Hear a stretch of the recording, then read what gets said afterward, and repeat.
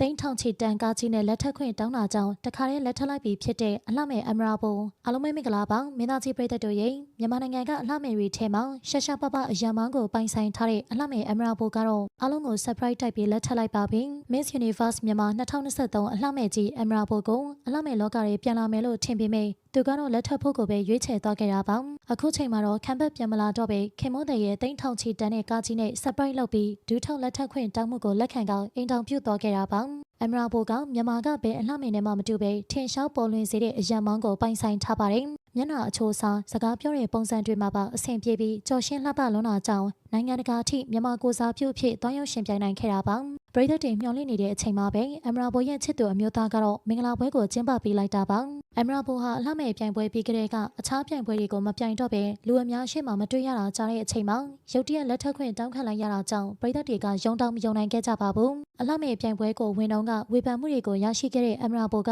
နောက်ထပ်ဘယ်ပွဲကိုမှမရှင်ပြိုင်တော့ပဲအနိုင်ပိုင်းသွားခဲ့တာပါအဲဒီနောက်မှာတော့သူ့ရဲ့ချစ်သူအမျိုးသားကအမရာဘိုလေးကိုသိန်းပေါင်း4000တန်ဖိုးရှိတဲ့ဇိမ်ခန့်အမိုက်စားကားကြီးနဲ့လက်ထပ်ခွင့်တောင်းခဲ့ပါတယ်အမရာဘိုကကားနဲ့ပတ်သက်ပြီးပြဿနာတက်တာမျိုးတွေရှိခဲ့ဘူးပေမဲ့အခုတော့တန်ဖိုးထားတဲ့ခင်မွန်းတဲ့ကတိန်းထောင်ချီတန်တဲ့ကားကြီးကိုအပိုင်လက်ဆောင်ပေးပြီးလက်ထပ်ခွင့်တောင်းခဲ့တာမို့ဘာပြဿနာမှတက်စရာမလိုတော့ပါဘူးကားနဲ့ပတ်သက်ပြီးတရားစွဲခံခဲ့ရတာကြောင့်သူ့ရဲ့ခင်မွန်းတဲ့ကတိန်းထောင်ချီတန်ကားကြီးနဲ့ပါလက်ထပ်ခွင့်တောင်းပေးခဲ့တာပါလက်ထပ်ခွင့်တောင်းဖို့အတွက်ခန်းခန်းနာနာပွဲကိုပါကျင်းပခဲ့ပြီးသူနဲ့လိုက်ဖက်တဲ့အမျိုးသားကိုရွေးချယ်သွားခဲ့ပါတယ်လက်ထပ်ခွင့်တောင်းဖို့အတွက်ကြိုတင်ပြင်ဆင်ထားခဲ့ကောင်အမရာဘိုကိုရိုင်းကလည်းတကယ်ကိုပျော်ရွှင်နေခဲ့တာပါရှင်သူ့ရဲ့ခင်မွန်းတဲ့ကဒူးထောက်ပြီးလက်ထပ်ခွင့်တောင်းပေးခဲ့တာကြောင့်အပျော်ရဆုံးအချိန်ဖြစ်ခဲ့ပါတယ်အမရာဘိုရဲ့ခင်မွန်းတဲ့ကအရင်ကြီးကြီးနဲ့ဂူးဆိုင်တက်တာကြောင့် romantic ဆန်လာတဲ့လက်ထပ်ခွင့်တောင်းပွဲလေးပြီးတဲ့နောက်မှာတော့အမရာဘိုတို့စုံတွဲကအချိန်ဆွဲမနေတော့ပဲလက်မှတ်ရေးထိုးပွဲလေးကိုပါချက်ချင်းကျင်းပပြုလုပ်ခဲ့ကြပါတယ်သူ့ရဲ့မင်္ဂလာပွဲမှာအခြားနည်းပညာရှင်တွေကိုမဖိတ်ကြပဲမိသားစုတွေနဲ့မိတ်ဆွေတွေကိုပဲတီးတန့်ဖိတ်ကြပြီးကျင်းပခဲ့တာပါ